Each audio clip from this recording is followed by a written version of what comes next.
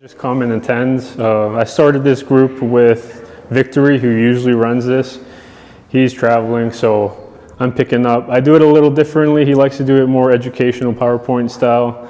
That's not my role. And because it's the holidays too, like let's just take a break from things and have a more personal conversation, especially since it's a smaller group too. So about myself, I'm Richard Bergstrom. Served in the Air Force 7 years, did aircraft maintenance. I got out, came here, went to UNLV, graduated in business administration. I started a company with Victory called Aero AI. We do drone mapping, turning drone data into like simulations. 3D maps, anything, orthomosaics, we provide that type of data and we deliver it on our platform that's pretty much a game engine. But enough of that. What my role is with this meet is really to connect this community. So we can get into it. I mean, we can start with the hottest topic right now, which is DJI going to continue selling in America on Tuesday? I think there's a lot of speculation with how things are going to go. We do know what's laid out.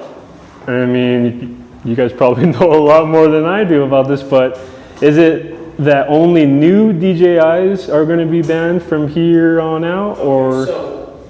So as of the 23rd, since the executive order did not specify a responsible agency, the agency showed their lack of irresponsibility by not conducting a security audit. A security audit is something we've all been asking for years upon years, especially since there's so much hearsay out there about what is and what isn't, right? Okay? So what happens is, as a result of that non-performance on the audit, DJI winds up on the FCC's covered list. And that means going forward from December 23rd until this administration is either replaced or this administration realizes the error of their ways, it will remain where DJI cannot introduce new product into the environment. Okay? So, can they sell the old product? Well, up until recently, that was not even a question because, yes, once something has an FCC certification, it has an FCC certification. But the FCC recently granted themselves the power to institute what's called retroactivity. So, under the guidelines right now, without retroactivity kicking in, DJI can continue to sell all the product it already has FCC certification. But you might ask yourself, why did I have to buy my Neo from South Korea? That's right. Yeah. It has nothing to do with any of this because particular Congresswoman Elise Stefanik, Staten Island representative, okay, was heavily involved with a company known as SkyDino. I need SkyDino. Okay? Through a measure of spending, I think last year alone, $660,000 on lobbying. Okay? Instead of spending it on innovation and design, build, right? So they got, since she wasn't getting her way with the NDAA, by the way, the National Defense Authorization Act is an annual reauthorization. So all this could change, okay? But what happened was she figured, well, I can't get my way this way. I'll get my buddies at Customs and Border Patrol, okay? To add nothing but tar and feathers to anything coming in with the DJI name on it, okay? So DJI did not abandon our market. What DJI said was, to be responsible, I can't sell you care refresh if I can't get replacement product or replacement parts into the country. So how do I take money out of your pocket when I can't fulfill the obligation that you were signing up for? Okay? So this wasn't their fault. So they chose, hey guys, you know, we'll continue to honor those who already have DJI Camp refresh, but just realize where we were used to a 2 or 3 day replacement of my drone, okay? Now it could be 3 to 4 months. So that's one aspect of this. Now, honestly, if that CBP issue gets resolved, DJI can sell Navicors, they can sell Matrices, they can sell, you know, enterprise-level drones in this country. Look at the agricultural industry here, has really turned around and made a huge shift into the use of UAS to spray and damage crops, right? Because it's so much more economical than having that crop dust come in, okay, and death-defying heights, spray the entirety of the field, even though it might need it, right? Not needed. But, you know, so farmers are looking at this and go, hey, what the F is going on here? Now, the big problem is the U.S. companies, okay, and Brink is included in this because he's a kill the Chinese drone, okay? He said he was him who started. Yeah, well, you know, he thinks a lot of himself, by the way, okay? And brilliant guy, except, you know, with brilliance doesn't always come common sense. And so part of the issue here is there's an entirety of a marketplace that will not be served. Forget about an American company filling the need. There's no American company who stepped up to build prosumer, consumer-based drones. And the majority of drone small businesses in this country rely on consumer and prosumer level drones. And that's the most important, because if you are new to this and you go and get yourself a drone, 9 times out of 10, especially if you even do any research before you purchase a drone, you're going to get a DJI drone. So if you can now go and adopt this technology, because now you have to cough up, what, 5 times the amount 3 to for 5 times the amount, and we're talking at the low level. Yeah. Low level, okay? But you know, you look at this and you that's say, a lot of risk. well, why is DJI allowed to be so big? Well, because nobody wanted to take it up. I mean, 3VR tried, okay? GoPro tried. That was bad comp. Okay, but you know, Parrot's a French company. But you know, the thing is that DJI. So you know, look, I believe in buying USA. Okay, I served time in the military. I served 40 years as a member of public safety. I believe in this country. But what you don't do is you don't turn around and shit down the throat of your local grocer right when your cupboards are bare, and then go out and try to find another grocer to fill your cupboards, okay? How about we decided to globalize 50 freaking years ago? Now people will say, oh, well, DJI, they can sell you that drone at a fraction of the cost because of the Chinese government, okay? Well, shame on us. What's the problem with our government? Subsidizing, okay, this tech industry. Okay, but I would want to see, as a voting U.S. citizen, okay, registered independent for 40 years, I would want to see something in any grant-funded ordinance that states you can't take that money and now use it for political lobbying. Because the money should be spent on design and innovation. And fault DJI for doing that. Now people say DJI, oh, they probably use slave labor. So there's kids building these things at pennies on the dollar.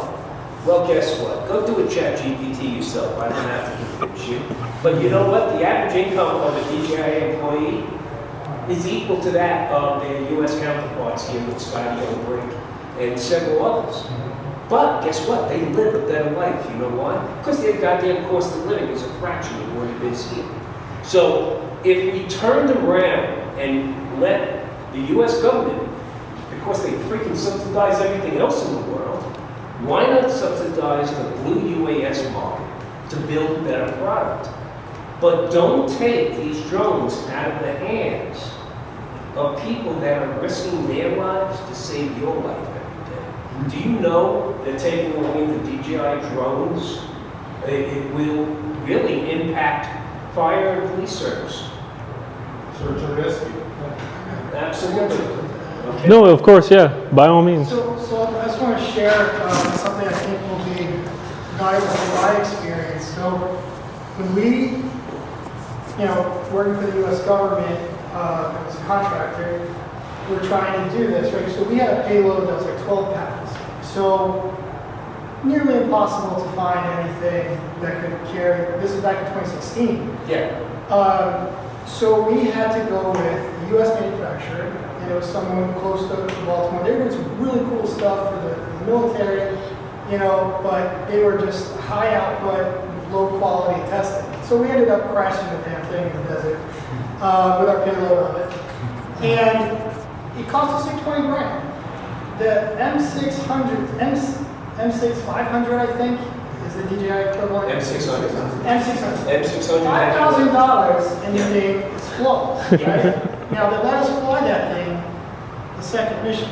But here's where I do want to step back and put my experience from what I went through in. The reason I think we couldn't use it was because the telemetry data goes back to China.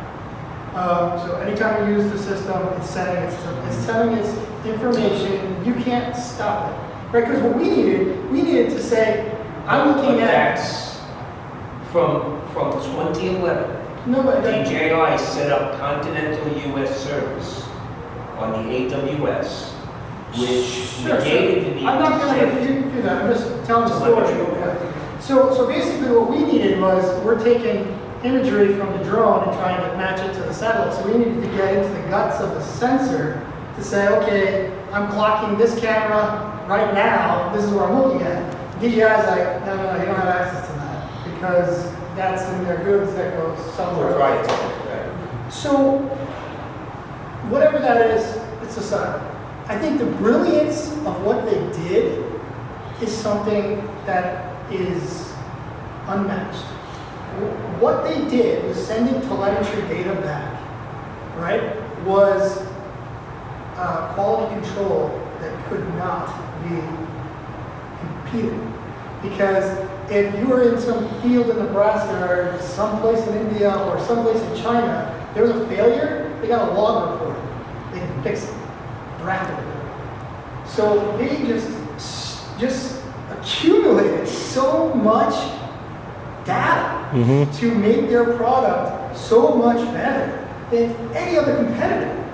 So you can't compete with that. You just can't. Why? Because the regulations don't allow us to do that kind of control. So it's so hard for America to compete against that. And I don't know if we can catch up. I'm not saying we shouldn't use DJI. I'm saying that the gap is very wide, and it was like that because they had they poison pilled it from the start. Yeah, they had 70% of the market, and how all that data was just So it was flowing smart in. on their behalf, but I see both sides. And yes, people use these things. We demand to have it. There should be innovation. There should be research dollars that flow into these things so we can compete better. But with a ban, negates the need for the U.S. market to compete. Okay? So Well, the need's still there, though, right? the need then gets determined. I'm sorry. The analogy I have to make is for those seniors in the room, it's whether you take traditional Medicare or you go on a Medicare Advantage plan. One allows your doctor to make all your medical decisions, and the other requires the insurance company to make all the decisions. Okay, and that's a situation we have here. You have these blue UAS companies who, through a protectionism route, lobbied to get their competition out of the marketplace. because they've already determined they can't compete. They haven't even freaking tried, okay? This is part of the problem. And that's the problem I have with it. This is not who we are as Americans. We believe in competition. We believe on pushing the envelope. But now you're taking the drive out of it, and these companies can shove whatever they want down your throat and say, hey, you're forced to take it because guess what? We're on the list that you're allowed to buy. Now, when I was running operations in the New York City Fire Department, I bought DJI drones. Guess what? I couldn't buy those on federal grants. And if you know your state grant program mirrors the federal grant program, so they wouldn't sell it to me. But I worked in an agency that's one of the largest in the world, and I had expense dollars. And we purchased our needs through our expense dollars, and where we had a shortfall on the daily operations, so then I put in for grants for that stuff. But it was non-drone related, okay? Why? Because the best product is what I wanted to spend my money on. Results. Okay? Product that you knew had Yeah, it's not going to fall out the sky. Okay? Proprietary, yes, and DJI's been faulted for this. Okay? Because AKs, SDI environments, all of that, they're very close-minded about some of that, and we ding them for that. But you know what? Every one of my drones was air-gapped. None of my drones even communicated with AWS CONUS service because we managed our own mesh network and we managed our own telemetry. Okay? So we proved, and we then worked with NIST, okay, at the Department of Commerce. And they ran an audit. Okay, this was in 2019. Guess what the security audit found? Really not much of a problem. Were there some issues? Yeah, but that's what an audit's supposed to do. Now tell me, this audit that's proposed to take place with DJI that unfortunately will occur in time, what blue UAS companies are taking that audit? Because as far as I'm concerned, my identity got stolen 2.5 years ago by a US freaking company. Okay, not by a Chinese company. And you know what? Okay, am I worried about China taking over the world and this and that? You know what I'm worried about? I'm worried about a world war. And you know how you prevent a world war? Well, make your adversary your biggest fucking trade partner. And guess what? You won't have a freaking war. Okay? And China is our biggest freaking trade partner. And why are we shutting down their throats? This is not helping us. Because it's not about drones and what drones can see. Because why can't you buy a DJI mic? Why can't you buy a DJI gimbal? Why can't you? All those things are going away. And Autel's going away. And guess what? Oh, I can get a Potenza. No. They can look out their headquarters window and look at the DJI building. Wow. Okay? Because they're all from Sichuan, China. It's a technology hub in the global marketplace. That's why So what I don't really understand is, like, with the DJIs, we have a policy, if we have a requirement to do updates, and you should be doing updates on your drones to make sure that you have the current policies and all that. Like your phone. So what we have to do before we connect our drones to the internet is we have to zeroize them. So completely put them all the way back to the initial reset. The initial framework of how they were in condition when we received them. Then we pull out the SD cards. Those are out completely. Sanitize those, and then we take it off-site, take it to my house, and then I connect to it, get the update, reset the software, then I take it back, and that was the operational construct that was provided to safeguard the security. So the government getting this information, it's not going back to China unless you connect to it after you've done the mission. If you go back, you download your data, scrub it, there's a way around it. Yeah, it's called local. For those of you that don't know, you can go into the menu, into the control menu, and you can set what's called local data mode. And that will prevent anything from going anywhere. Okay? I mean, what we did was we downloaded we downloaded our firmware, There's some threat. and I had a cybersecurity team. They would evaluate that, and they put that through the various pen testing methods, okay? And I usually have to wait 5 to 10 days for them to release the firmware update that could then be applied offline to the fleet of drones that the flight department, and the flight department owns an Air Force. Okay, so it's quite a lot of drones to apply that to. And of course, through partnership with the Bureau of Technology Development and Systems on the job and the various special operations groups, those drones have become part of the fabric of the response matrix, okay? And FDNY is a large agency, 18,000 members, okay? Annual operating budget of $2.2 billion. But how does Podunk, Iowa, okay, that was able to afford a $6,700 enterprise drone through pancake breakfasts, okay, charity breakfast, how are they going to turn around and support a $20,000 X-10 from Skydio that only comes with one freaking battery, okay, and what's the subscription? Is it $2,000 or $3,000 for the base subscription per year? Okay? And you haven't even flown the thing yet. And by the way, when you go to fly the thing, if you fly DJI product, strap in, it's a different experience. Completely different experience. We are talking about this. What is the information of DJI Care after the 23rd? Their insurance. So if you already purchased a DJI Care insurance policy, because that's basically what it is, if they'll still honor it. But what they're telling you is, hey, I can't tell you how long it'll be before you get your replacement.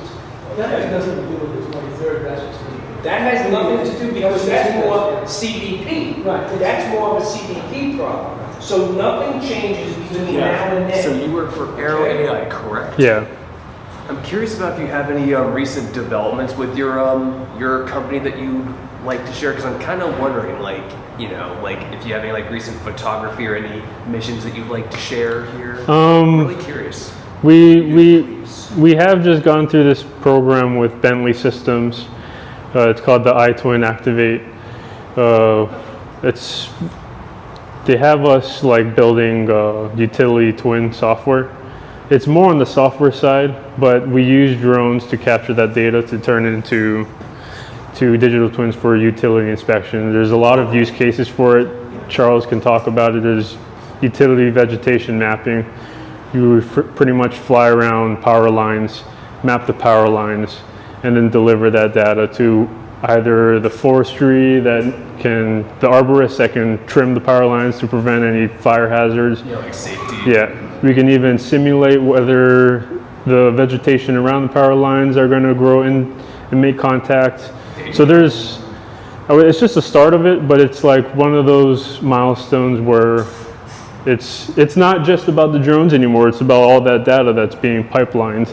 How we're actually using it is the beauty of it. There you go. I like that.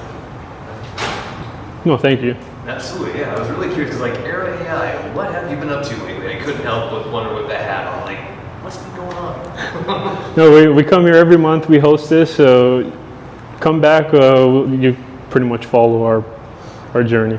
All right, no mind if we do. Thank you. And So, one thing is, Dawn walked in late, and those of you that are new here need to know that Dawn runs a website and a Facebook group. But the website is something you need to definitely put your eyes on.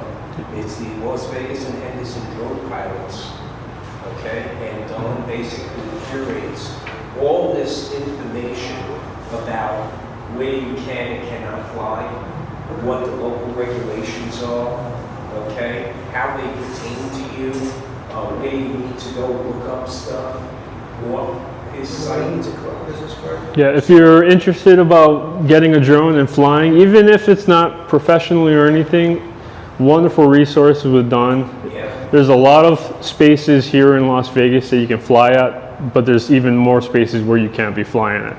So if you go to his website, you see all the entire process of what you would need when you first start off to exactly where you can fly, the steps in order to actually plan your mission, take off, but also as well the Facebook group that was mentioned as well, don't fly alone. You know, if you're gonna get into this, don't do it alone. It can already be intimidating doing it by yourself, and it's better to have someone that actually knows what they're doing, just to, you know, like provide that extra that lift in your wings. Build confidence a lot quicker. Yeah. When you are first learning to fly with somebody else. Now, I have a quick poll. Who here has a Part 107? Okay. So that would mean the rest of you still have a Part 107. Right. Of the rest of you that are in Part 107, how many of you currently hold a trust exam certificate? Okay. So, I'm looking at your faces because Go to the a website. trust exam is free. And you can't fail, even though they hold an exam, okay? But a trusted to going up to the FAA drone zone, okay? One of the service providers I would highly recommend is pilotinstitute.com, and you'll take what's known as the trust exam. And the trust exam is for recreational flights, and it will, in about 20 minutes, you'll learn the do's and the don'ts. And what you'll actually get out of that is how to be a good citizen in our community of drone pilots. Okay? It's free. The one thing I will caution you, oh, by the way, if you answer something wrong, it will tell you why it's wrong and let you try again. Okay? Until you get it right. Okay?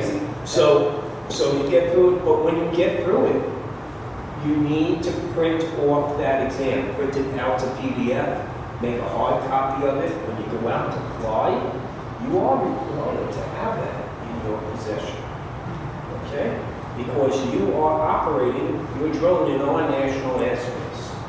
And that means a law enforcement officer, and this is the time now that you can watch all your how to be an auditor with the cops on YouTube, okay?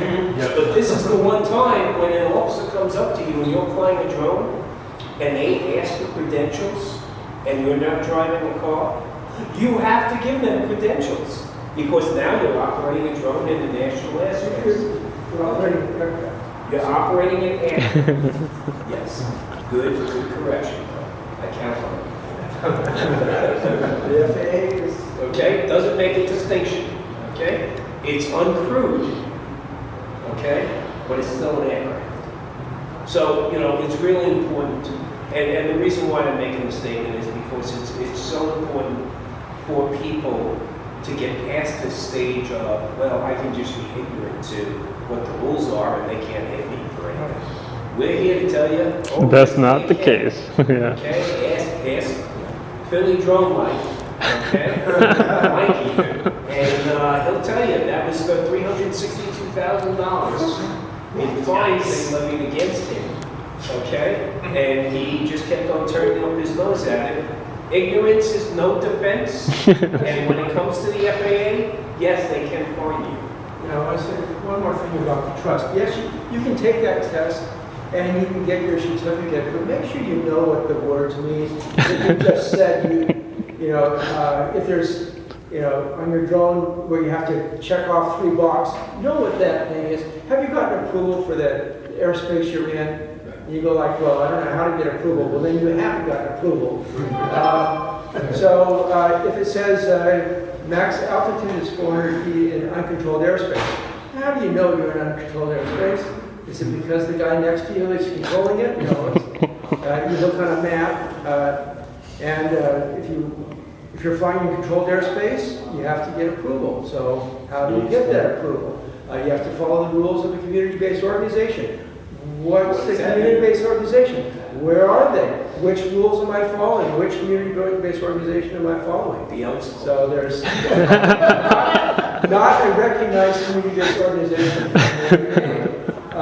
So if there's something in that test that you don't understand, you know, you need to seek out advice from the drone community and say, what does it mean that I need to get approval for controlled airspace? What if there's a building? How high can I fly over the top of that building?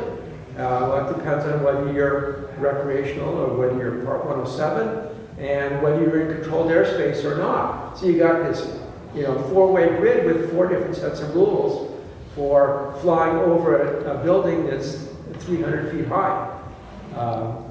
So just, be aware of And there's, what the different you just added volunteer services. Yeah. So look Free up on class. Facebook. Send all your questions to Dawn and Hill. Oh, don't pester him. Oh, easy there. Post your questions on the Facebook group. Now, what we have a lot of times is people post their video on the Facebook group, and they're real proud of that video. But they've just identified that they've committed a misdemeanor because they've flown over critical infrastructure without getting approval from the critical infrastructure owner.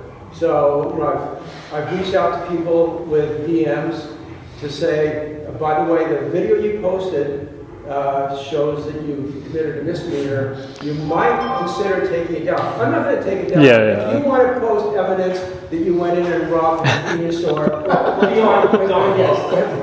honest with this.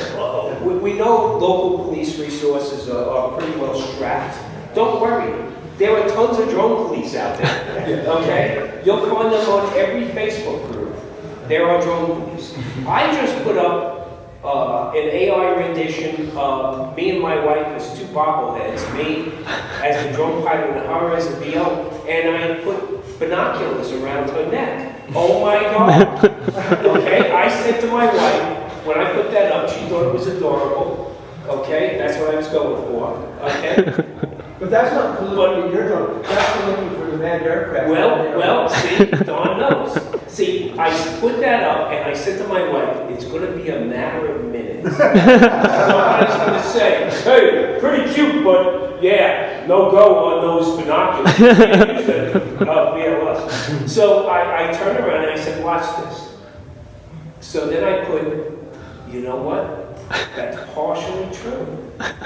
Because you can use binoculars as a VO to look for obstacles, okay, in the distance. But no, you cannot use the binoculars to maintain visual line of sight on the drone itself. But while she's looking through the binoculars, I'm looking at my drone as the RPEC. Guess what? We're fully compliant with FAA airspace regulations as they pertain to the use of binoculars. So it became a teaching moment, okay, whether they liked it or not, okay? But the thing is that there are a ton of people here you can ask questions of. We got a ton of good people online, people like Vic Moss, okay, Kenji Sorgano. These people, they brought the Drone Advocacy Alliance, okay? Ryan LaTourette. He's another person who goes to bat as a paralegal. He goes to bat that get involved with local jurisdiction issues. So there's tons of people to ask questions of. Okay? And when you get an opportunity to come out and fly with us, take the opportunity. And if you're, of course. Is there any national association for drone operators that lobby and that's yes, unfortunately, that major organization was AVUSI, and unfortunately they played into the lobby. They took the black bill. And there's a good number of individuals and principals in AVUSI that are now abandoning AVUSI because of some of the nonsense that they put, And so, Well, also, there's community-based organizations that are national, but they stay on the 44809 side rather than the 107 side. So the 44809 side is the regulations that pertain to you when you fly recreationally, okay? And Part 107 applies when you're flying commercially. Now, what's the distinction? The distinction is, in the good old jargon of the FAA, if you use your drone in furtherance of business, So you can say to yourself, well, my friend's, works for this church and they're having a charity event and they asked me if I could take a couple of shots. Well, guess what? You need a Part 107 for that because that's actually furtherance of business. They're not paying you, fine, but they're leveraging those images for marketing purposes to raise more funds, right? So, should we get a Part 107? Absolutely. Probably, yeah. I mean, I believe in learning until the day they throw dirt on top of you. Okay? Keep learning. So it's a good background. Now, should I buy a DJI drone? Or what about my DJI drones? Because I know that's the last question we had that we didn't get to was, will I still be able to fly my DJI drones? Of course. Still today use your highway phones. No one's stopping you. Yes, you can. You purchased it. It's got an FCC certification on it. Now there's a couple of new products DJI just released, but not in the U.S. that has FCC certifications. Can you purchase those and fly them in the U.S.? Yes, you can.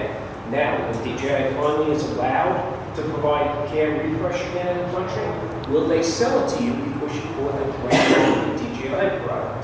Well, in speaking to the director of global marketing, okay, she affirmed to me that yes, DJI is fully aware of what U.S. Customers are purchasing and where they're purchasing it from, and of course, don't want to abandon that market as well. So now you go out and you buy yourself an expensive DJI drone, but I can't buy care refresh. What do I do? Contact Allstate, contact State Farm, okay, and ask about personal, protection, personal property protection. Do not add it to your homeowner's insurance. Don't expect your auto insurance recovery. If you conduct a business, don't attach anything to your homeowner's insurance. Okay, that's a good way to lose your house. Okay? Yep.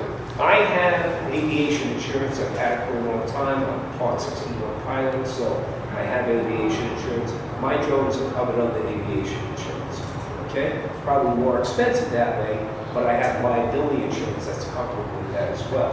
If you're flying recreationally, you'll see if you buy, like I bought my Neo 2 on eBay. Well, guess what? There was a checkbox on eBay where I could buy 2 years of personal accident protection from Allstate for $39 for the 2 years. Now, can they get your drone repaired? Probably not, which means they're going to write you a check for whatever that drone costs. Okay, so there's a peace of mind. And if you're flying at an AMA, they have insurance if you're flying at their fields. Yes. And there are businesses, if you have a drone, Drone Doctor, which was another Meetup sponsor for the things that we did last month, that is literally on Craig Road.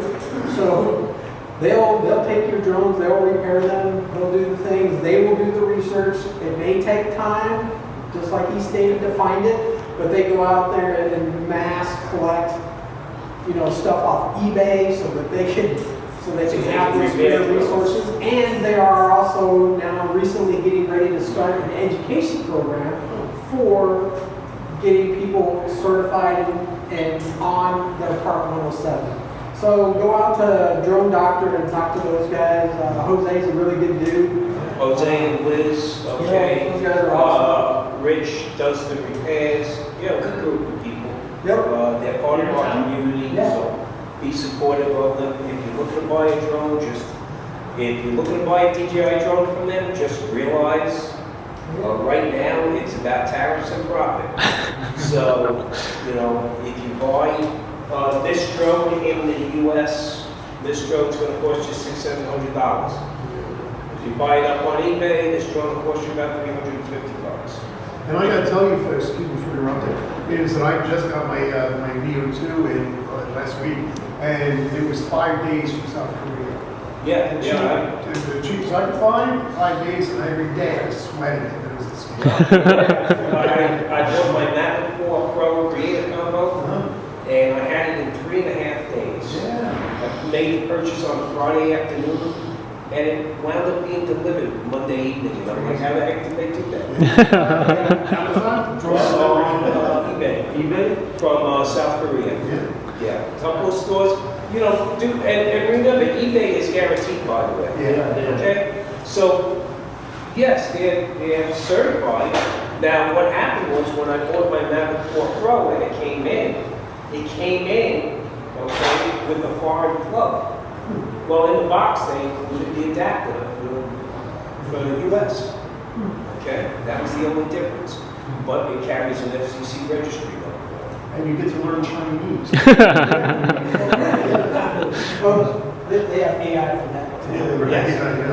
Go ahead. So being near to Vegas, it seems like the culture here is, from at least the political side, is adoptive of the technology. I'm just in Miami, I mean, it's a free-for-all there. With no direction, but it seems like, I mean, the police have adopted it. It seems like, so I mean, I don't know if anyone can comment on. Well, so it is one of the strictest environments in the country, by the way. It is the Las Vegas environment. Three It is, airports. I would say, coming from New York City, by the way, it is the second most restricted after Washington, D.C. Even more so than New York. Because if you fly, now I'll be flying on the Strip on New Year's Eve. I'm one of several teams that will be flying to do, to flying, you know, to document the fireworks, right? I'll be there too. We had to provide, okay, our credentials. We had to provide our serial numbers and RID certs for this. Because I will tell you, from personal experience, launch a drone anywhere near the Las Vegas Strip, and and I'll be conservative, okay? Within 5 minutes, a black sedan will pull up alongside of you. If not a black sedan, it will be black and white. So it's easy to tell. It's called the Fusion Team, and a friend of ours, a committee member of ours, okay, Deb is a member of the Fusion Team, the Las Vegas Metro, and they see every drone that launches. Now, keep a couple of things in mind if you plan on flying on the Vegas Strip. First off, you need to be Part 107 certificate, okay, holder. You need, okay, to notify about the airspace, which means you have to put in a zero grid request at 72 hours prior, or get yourself an airspace authorization, which requires you to file with the FAA drone zone. And they'll hold your hand doing it too, it's not that typical. But you better get permission from the casino you're flying in front of. Yeah. Because what people don't realize is, those sidewalks are basically owned by the casinos. Now, when you launch, expect Metro to come up and make sure you have your binder with your certificate, your recurrency certificate, if you've been a Part 107 pilot for more than 2 years. You better have a land certification and an airspace authorization, okay? And you better be operating in a safe and reasonable manner. If you're not, don't worry about Metro, don't worry about FAA, because Metro will take your drone away, issue you probably some kind of bullshit low-class misdemeanor. The FAA will charge you no more than $1,500. But if you cause a ground stop at Reed International Airport, well, airlines like Delta, Southwest, American, they're all going to sue your ass. Yep. It's a lot of money. Because of lost revenue. And I don't care how much liability insurance you take. So don't make that mistake, okay? You will get caught. This is amazing. But there are plenty of Yeah, right now. Yeah, we didn't even get to that. So I just recently took a great shot. I was down to film the M Casinos drone show, okay, for their new tower opening. And unfortunately, there had to be a light flight from a little unknown heliport just south of the M. They had to cancel the drone show, so they did a fireworks show, which, okay, I got that. But also, I was legally flying in a authorized 200-foot grid that I got my Lancer approval for. And luckily with a Mavic 4 Pro Creator Combo and that 6-power optical zoom, baby, it's sweet. I took a shot of the Las Vegas Strip. I was 3.5 miles away from South Point Casino, and that strip image is a panorama. That is just gorgeous. Okay, you want to see some gorgeous stuff, you walk across the street, you can see some of Cameron's stuff up there. Okay, but there's tons of places to film the strip from, not being on the strip.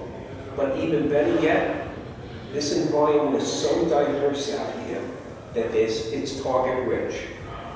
Whether it's Gene Dry Link Bend, chasing motorbikes and side-by-sides across the desert floor, or going up to Mount Charleston, okay, filming a brand new snowfall, the sand dunes up in Amagosa, catching those sand rails, launching off of those ridges. I mean, there's nothing but opportunities out here.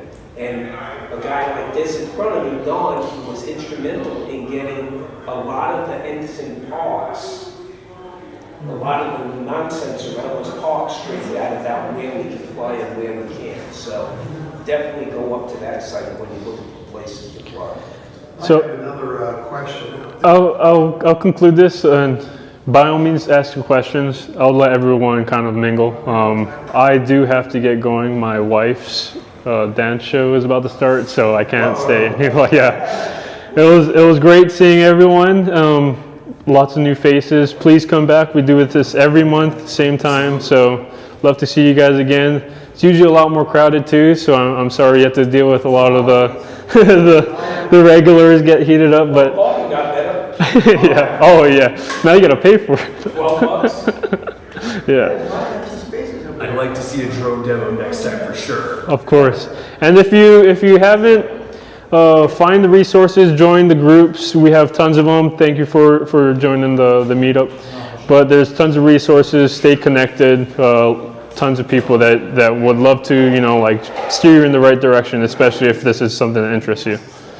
Absolutely. We'll be back. Thank you, everyone.